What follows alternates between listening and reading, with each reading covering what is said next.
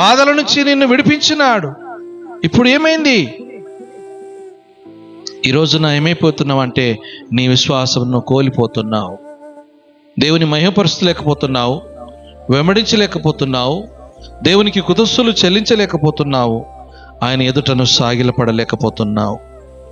మందిరానికి వచ్చి నువ్వు సాగిలపడుతున్నావా? సాగిలపడి మోకరించి నువ్వు ప్రార్థన చేయగలుగుతున్నావా? హల్లెలూయా, హల్లెలూయా. ఈ దినాన నీ విశ్వాసం ఏది అని దేవుడు ఈ గుడ్డి భిక్షుగాని ద్వారా దేవుడు మనతో మాట్లాడుతున్నాడు.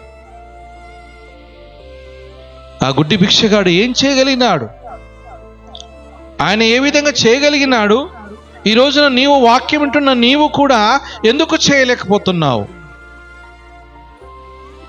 తర్వాత 5వది మార్క్స్